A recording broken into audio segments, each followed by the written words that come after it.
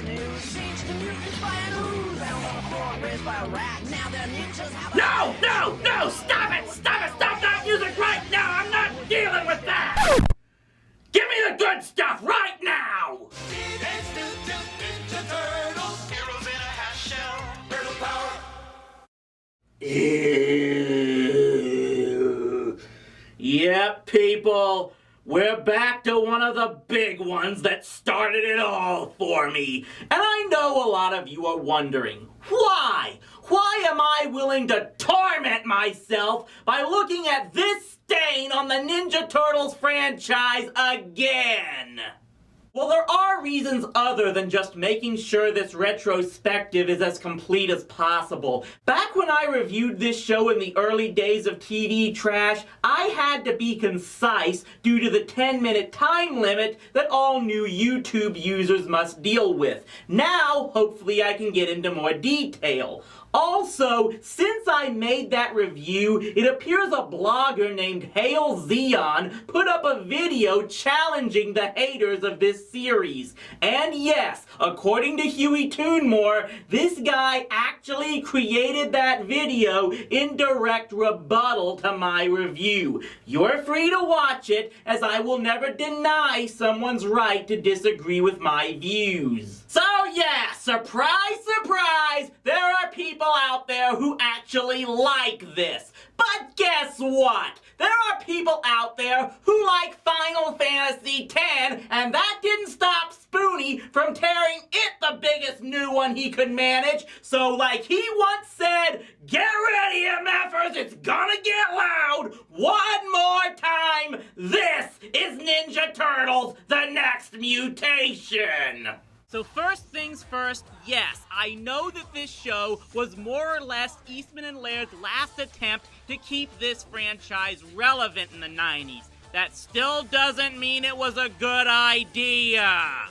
So as I mentioned the first time, this show debuted in 1997 and was basically handing over the production duties to Saban. Keep in mind this was right after the debacle of Power Rangers Turbo, so clearly Saban was looking for something else to prepare for their flagship program's certain demise.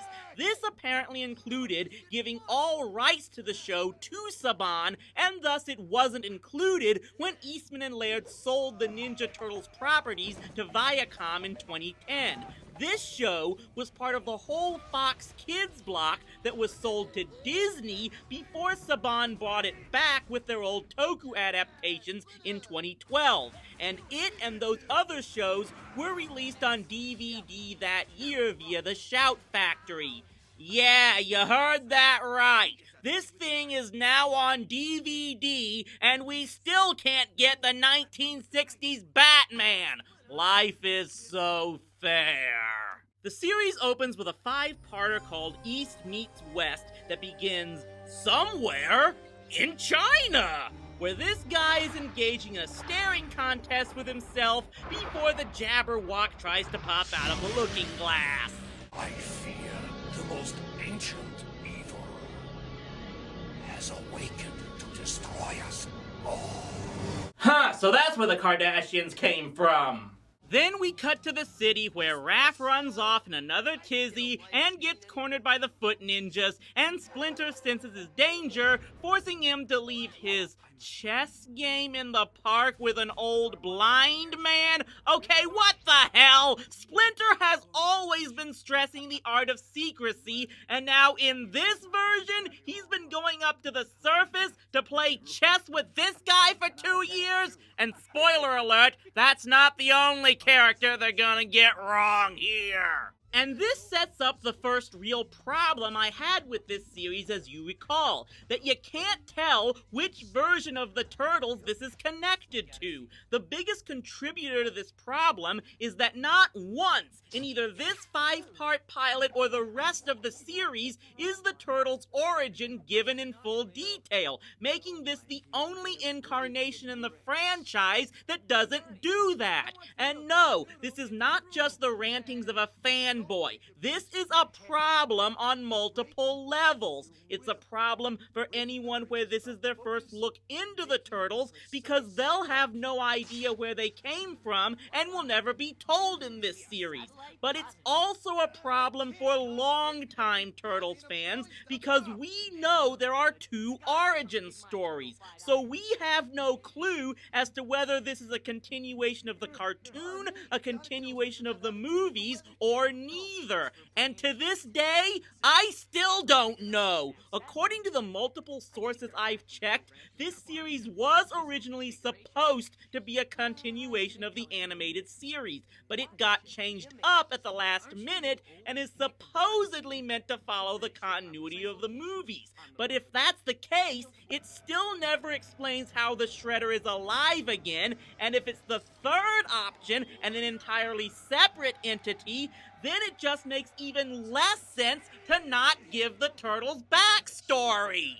And then, yes, we have the issue of just how cheap the costumes are in this show. The ridiculous bandanas, putting the initials on sashes instead of on their belts. Rather than rant on it myself, I'm gonna let David Johnson of DVD Verdict do it. At first glance, it's sort of cool, and certainly brings back memories of the days of Corey Feldman voice shenanigans. But the cheapness of the production eventually catches up with the show. The turtle costumes look odd, particularly the masks, which appear to be molded out of whatever Gumby is made of. The opponents, be they Foot Clan or others, look less like legitimate threats to turtle well-being, and more like your neighbor's weird kid and his friends LARPing in the backyard. When a moderately budgeted feature film series is unable to figure out how to make Splinter not look like a Muppet with rickets, it's no surprise this shoestring kids show can't stick the landing either.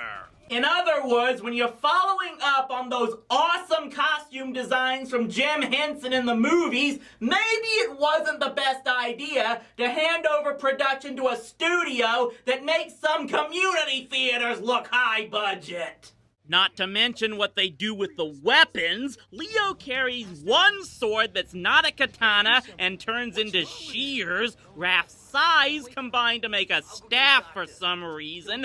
Don's bow staff is made of metal, and because so many still had problems with the nunchakus, Mikey basically carried policemen's nightsticks. Okay, they're called tonfa, but still. Anyway, I'm gonna try and summarize this pilot as best I can. The Dragons of the Mirror capture Splinter's soul in the dream world as the Foot discover the Turtles' lair, and then she shows up. I am Shinobi. Hey. A girl turtle? A girl turtle! Thank you! Urge to kill rising!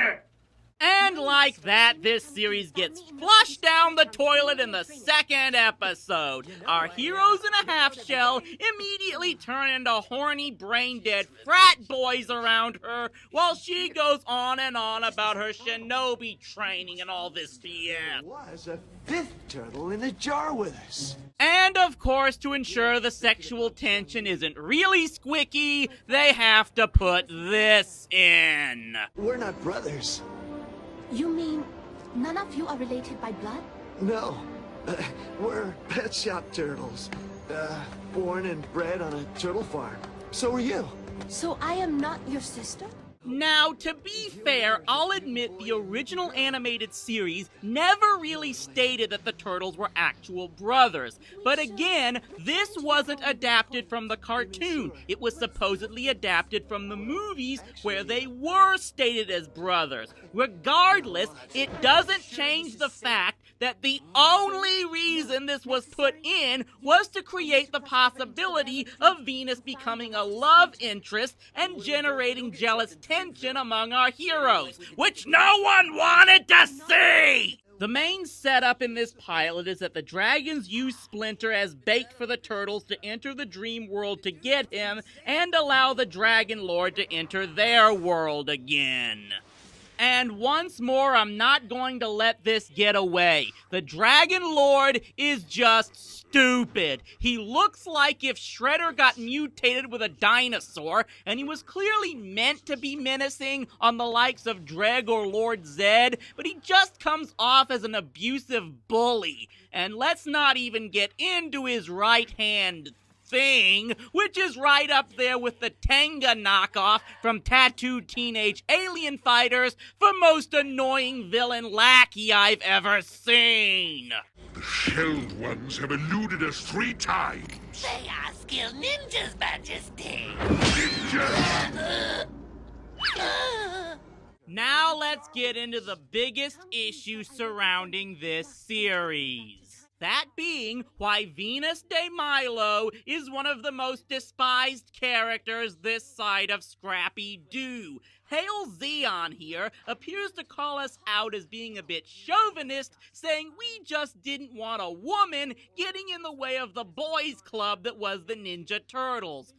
No, Zeon, that wasn't the problem at all. Outside of one pighead who wrote a letter to the Archie comic series and got roasted by other readers for doing so, I haven't heard of any Turtles fans who had a problem with a female mutant. As I said before, Mona Lisa was a very fun character, and I felt she should have been brought back for more episodes. And speaking of the Archie series, what about Ninjara? She became popular enough to be a regular in the last 40 issues of that series.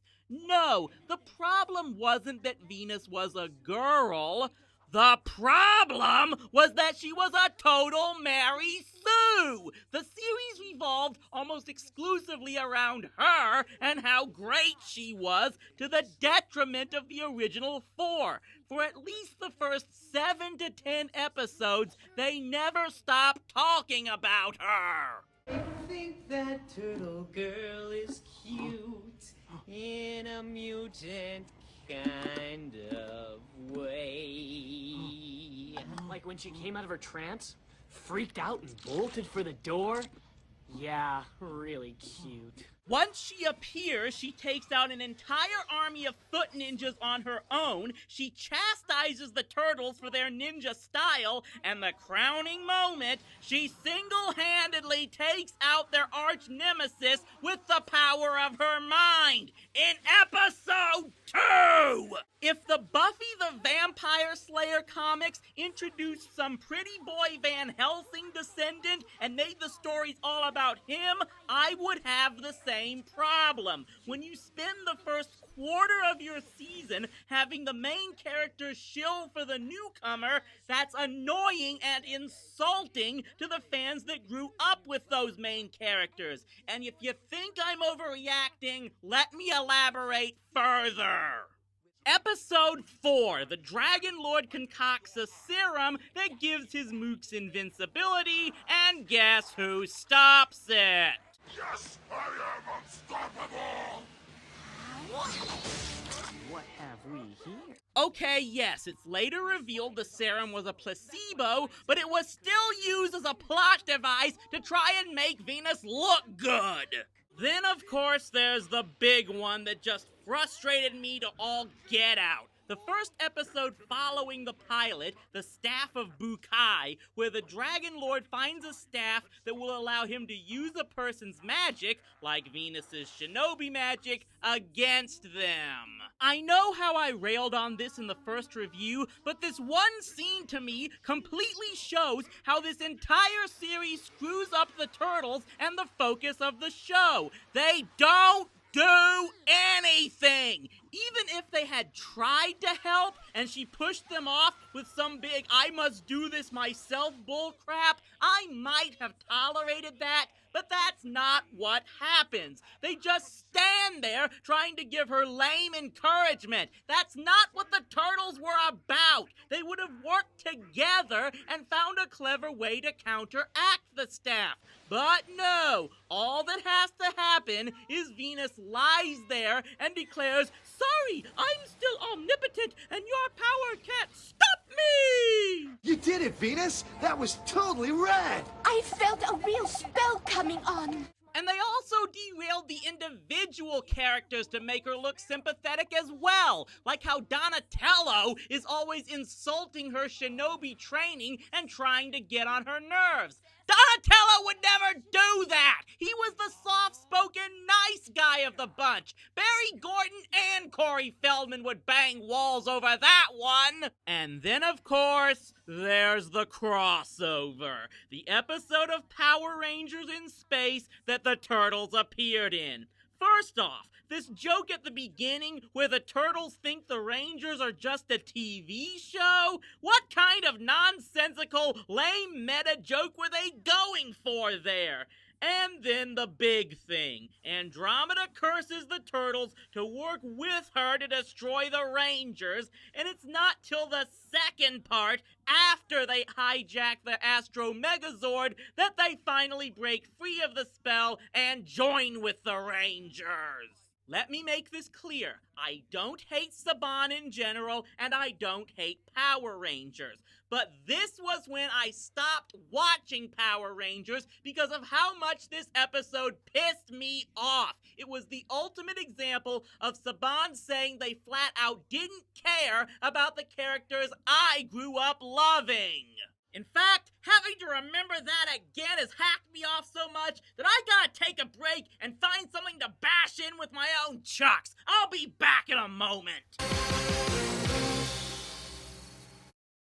Okay, let's talk about the other new villains they created for this show. I guess you could claim that Dr. Queeze and Bone Steel could be loosely adapted from Baxter and the Rat King, and the others... yeah, I got no clue with them. The thing here is that it's not that there was necessarily anything wrong with these characters in of themselves, it's just that they weren't needed. You had a whole rogues gallery of villains like Baxter, Leatherhead, and even Don Turtelli to use in this show, and they were all just cast aside. Yes, the first cartoon featured several characters that were not part of the original comic, but again, they were secondary and meant to be complementary to our main turtles. They didn't intentionally try to steal the spotlight. The four turtles, Splinter and Shredder, were the only characters from any of the other incarnations used in this show, and one of those only lasted 2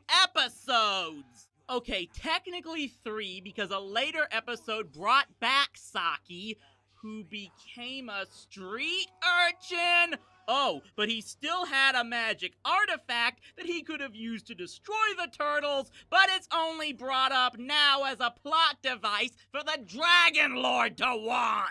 Are you starting to see what I mean about the main characters constantly being disrespected? It was stolen from him by another human ninja called Shredder. Shredder?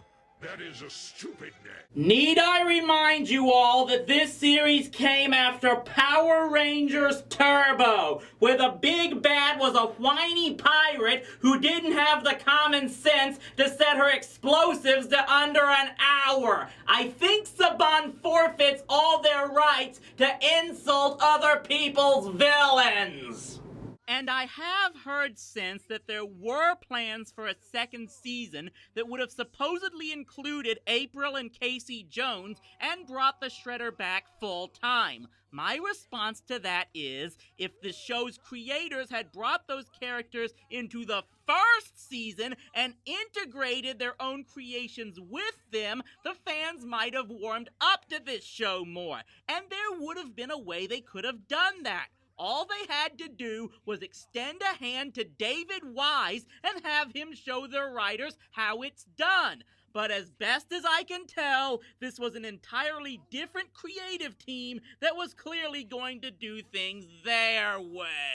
And that's probably the core issue here. Saban is a unique entity in that they adapt other people's characters and or footage to make their own creations. This can work when they use overseas material that a large portion of the US hasn't seen, like turning Super Sentai into Power Rangers. Rangers. But in this case, they took a franchise that America knew about, had to create all the footage themselves, and thus doing it as cheap as possible, and all just to show off their own creations at the expense of the ones people actually tuned into. That leads me to the final two issues that we really need to clear up. The first is the opinions of our two creators towards this series.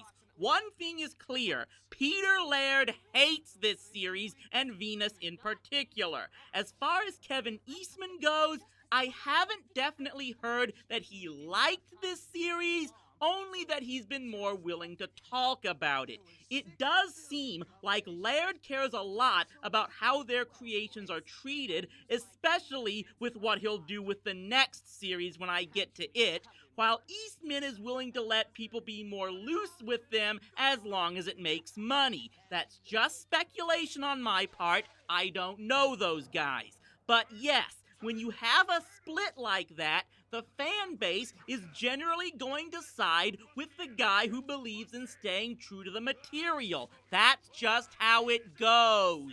Then there's the reason the show was canceled in the end. This doesn't seem to have a definite answer. There have been differing theories as to why the show was dropped, with some saying it was the bottom line of poor ratings, and others saying the ratings were good enough for the networks, but that the costs were just too great to be continued, or that Saban asked for more money and Eastman and Laird balked at it. Mind you, I'm getting a lot of this info from Turtlepedia, and I've already pointed out the issues I have with that site, but best guess here is that there were multiple factors involved.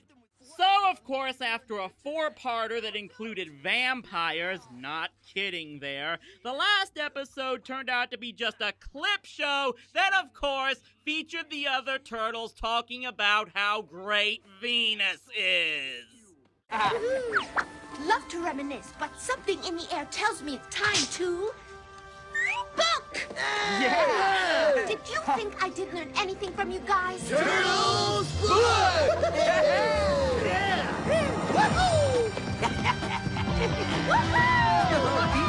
But you know what? After looking over this thing a second time, maybe, just maybe, this thing isn't as bad as I first thought it was. Of course not! This thing is still Ninja Turtles Abomination! It's an absolute insult to Turtles fans everywhere. Look, let's make this clear. This show doesn't suck because it's too goofy and ridiculous. It doesn't suck because it deviates too much from the source material. It sucks because it essentially turns the franchise's main characters into superfluous ones whose sole purpose is to shill the producer's new creations. It's the equivalent of a studio giving a bare minimum budget to help bring to life someone's self-insertion fanfic. Just try to imagine your favorite TV show and how pissed off you'd be if some completely new production staff came in, created this whole new character, and made the show revolve completely around that one. You might get an inkling of how much this thing annoys me. Hail Zeon, you're entitled to your opinion to your heart's content. But as far as I'm concerned, screw next Mutation straight to hell! And for everyone who has asked, no, I have no plans to review the Ninja Turtles anime series. It wasn't made for Western audiences to the point where it apparently will never be even distributed here for one legal reason or another. I'm going to focus on the TV series made specifically for Western audiences, which sadly included this thing. And after dealing with this garbage for a second time and going back over the disappointment of what the Red Sky years did to the classic series, I need a break from this. We'll continue this retrospective at a later date, but for now, I think I need to get back to reviewing good old bad TV shows. See you next time when TV Trash returns.